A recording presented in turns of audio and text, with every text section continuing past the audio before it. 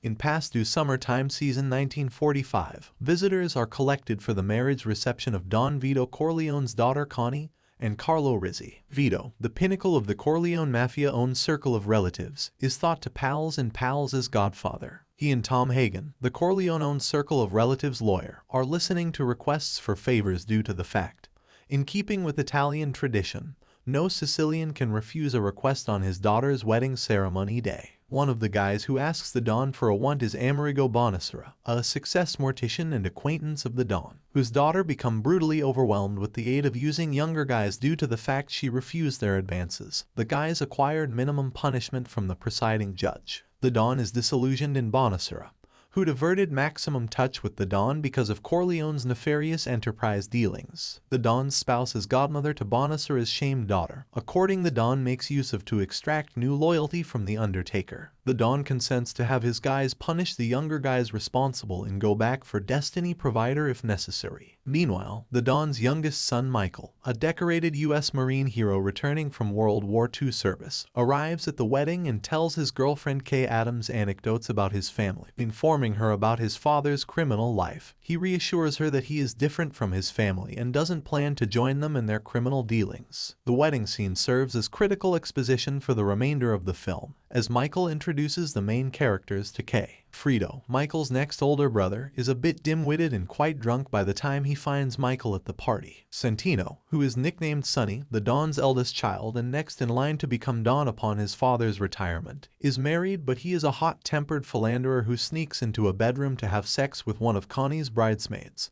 Lucy Mancini. Tom Hagen is not related to the family by blood but is considered one of the Don's sons because he was homeless when he befriended Sonny in the Little Italy neighborhood of Manhattan, and the Don took him in and saw to Tom's upbringing and education. Tom is now a competent lawyer and is groomed for the important position of Don's consigliere despite not being from Sicily. Among the guests at the celebration is the famous singer Johnny Fontaine, the godson of Corleone, a character very similar to "I'm going to make an offer he can't refuse," grants a request from Baker Nazarin who wants Enzo to become an American citizen. After the wedding, Hagen is sent to Los Angeles to meet Waltz, who angrily tells him that he will never cast Fontaine in the role. Waltz holds a grudge because Fontaine seduced and ruined the starlet, whom Waltz groomed for fame and had a sexual relationship with. However, Waltz was persuaded to give the role to Johnny when he woke up early the next morning and felt something wet in her bed. He pulls back the sheets and finds himself in a pool of her blood. He screams in horror to discover the severed head of his $600,000 stud cartoon in bed with him.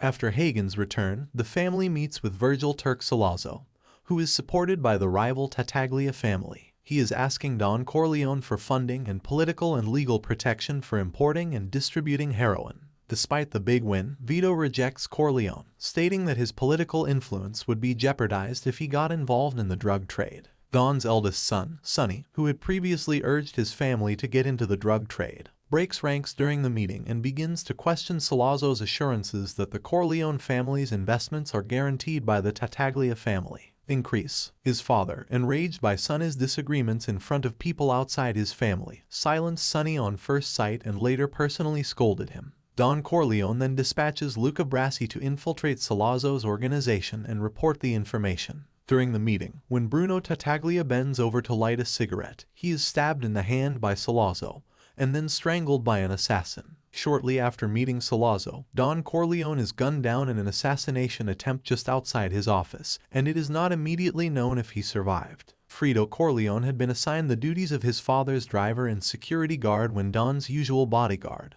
Paulie Gatto, called in sick. Fredo, who he has proven ineffective, fumbles with the gun and is unable to shoot back. When Sonny learns of Don's shooting and Paulie's absence, he tells Clemenza, one of her father's two caporales, to find Paulie and bring him to Don's house. I ordered. Sollozzo kidnaps Tom Hagen and holds him for several hours to convince him to offer Sonny the deal he had previously offered his father. Upon Tom's release, Sollozzo learns that Don has survived an attempt on his life. Angered, he tells Tom to convince Sonny to accept his offer. Angry, Sonny refuses to think about it and gives Tattaglia an ultimatum: execute Sollozzo or face a protracted, bloody and costly gang war. They refused and instead sent Sonny a Sicilian message in the form of 2 fresh fish dressed in Luca Brassi's bulletproof vests, telling him that Luca Brassi was sleeping with the fish. Told Corleone. Clemenza later takes Polly and Rocco Lampone, one of the family's hitmen, for a drive to Manhattan. Sonny thinks, "I want to go to the mattress." That is, Corleone arranges beds in the apartments so that he can be operated by baton men in the event of a criminal war. On the way back from Manhattan, Clemenza has Polly park her car in a secluded spot so she can urinate. Rocco shoots Polly. He and Clemenza leave Polly in the car behind. Considered a civilian by other mafia families and not involved in mafia dealings, Michael visits his father at a small private hospital after having dinner with Kay at a hotel. He was shocked to learn that no one was protecting him. The nurse said the man had interfered in hospital politics and was ordered out of the hospital by police about 10 minutes before Mike arrived. I told him, realizing that his father is being sentenced to death again.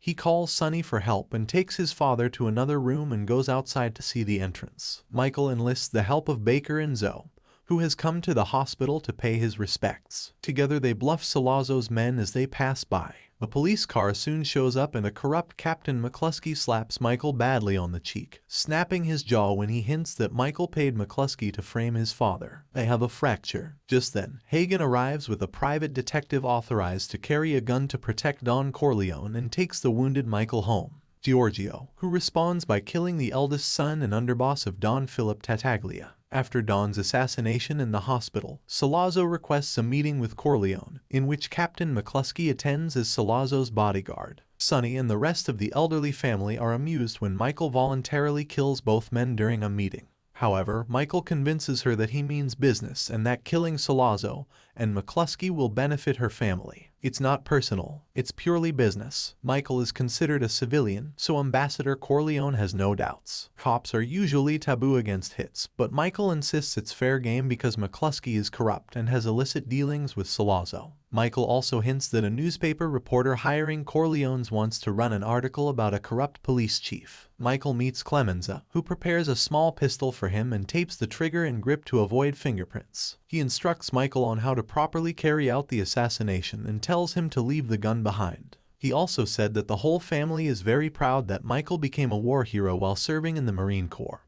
and that wars like the Salazzo and McCluskey murders have been going on for 5 years. Every 10 years, sparks must be released to ease the accumulated resentment between the 5 families. Clemenza shows great confidence that Michael can get the job done and tells him everything will be fine.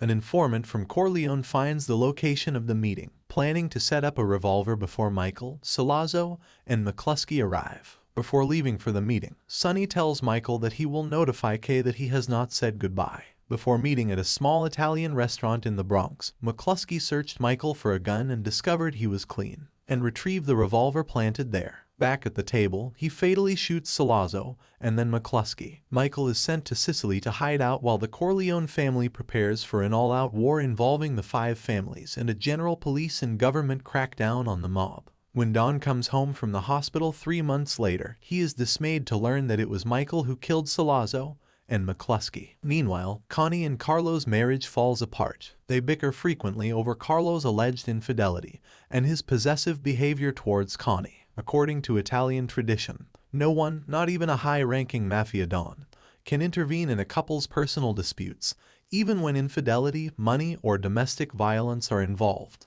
Sonny sees bruises on Connie's face and tells him that Carlo punched her after asking if Carlo was having an affair. Sonny tracks down Carlo in the middle of a busy street and beats him severely for brutalizing her pregnant Connie, threatening to kill Carlo if he harms Connie again. Enraged, Carlo plots with Corleone's main rivals Tattaglia and Don Emilio Barzini to have Sonny killed. Later, Carlo has one of the mistresses call his house, knowing Connie will answer. The woman asks Connie to tell Carlo not to see her tonight. Connie, distraught after being heavily pregnant, throws dinner plates in the dining room and kitchen, throwing her tantrums. Carlo uses her altercation to punch Connie and lure Sonny out of the Corleone compound. When Connie calls the compound to tell Sonny that Carlo hit her again, her enraged Sonny drives off to carry out the threat to Carlo. On the way to Connie and Carlo's house, Sonny is ambushed at the Long Island Causeway toll booth and brutally shot by several truck hitmen with Thompson submachine guns. Tom Hagen breaks the news of Sonny's massacre to Dawn.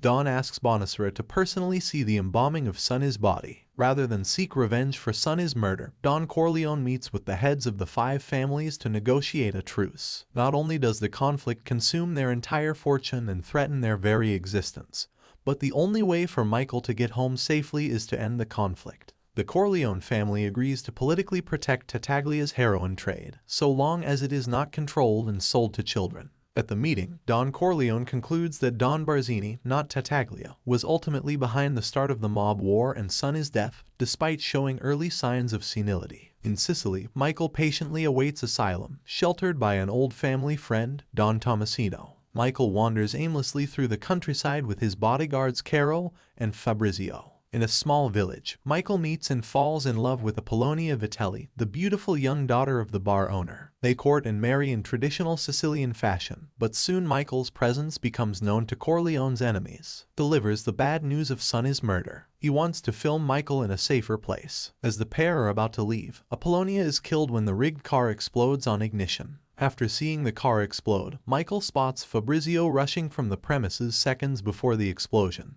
implicating him in an assassination attempt. Was killed. With safety assured, Michael goes home. Over a year later in his 1950, after a total of 4 years of separation, he reunites with his ex-girlfriend Kay. He wants her to marry him. Hurt that he waited so long to contact her, Kay accepts his proposal. Considered, Michael is now in charge. He promises Kay to fully legalize her family business within 5 years. Michael goes home. In a private moment, Vito explains his expectation that his family's enemies will try to assassinate Michael, using his trusted associates to arrange a meeting as a pretext for the assassination. Vito also revealed that he never really intended Michael's life of crime, hoping that his youngest son would have legitimate power as a senator or governor. Vito collapses and dies while playing in a tomato garden with his young grandson Anthony. At his funeral, Tessio suggests meeting Barzini. Kay asks Michael if he would sponsor Connie and Carlo's newborn son. Using his baptism as an alibi, Michael agrees and seizes the opportunity to eliminate competition from the other 5 families. Murders occur simultaneously during the ceremony. Don Strach is shot dead by Clemenza with a shotgun in a hotel elevator along with his bodyguard. Mo Green was killed while receiving a massage and shot in the eye by an unknown assassin. Trapped in the revolving door of the St. Regis Hotel, Don Cuneo is shot by soldier Willie Chicai. Don Tattaglia is murdered in bed with a prostitute by Rocco Lampone and an unknown partner. Don Barzini is shot and killed along with his bodyguard and his driver on the steps of his office building by Al Neri, disguised in an old police uniform. After baptism, Tizio believes he and Hagen are on their way to a meeting of Michael and Barzini that he has arranged. Instead, when Hagen takes a step back, he is surrounded by Willie Chicai and other button men. He asks if Tom can get rid of him because of the old days, but Tom says he can't. Never seen again. Meanwhile, Michael confronts Carlo about Sonny's murder and forces him to admit his role in setting up the ambush after being approached by Barzini himself. Michael assures Carlo that he will not be killed, but his punishment is ostracism from all family affairs. He gives Carlo a plane ticket to defect to Las Vegas. However, when Carlo gets into a car bound for the airport, he is quickly suffocated to death by Clemenza on Michael's orders. Later, a hysterical Connie confronts Michael on Corleone's property as movers are hauling away furniture in preparation for the family's move to Nevada. She accuses him of killing Carlo in retaliation for Carlo's brutal treatment of her and his alleged involvement in Sonny's murder, and Michael cunningly waited until his father died, so Vito couldn't stop him.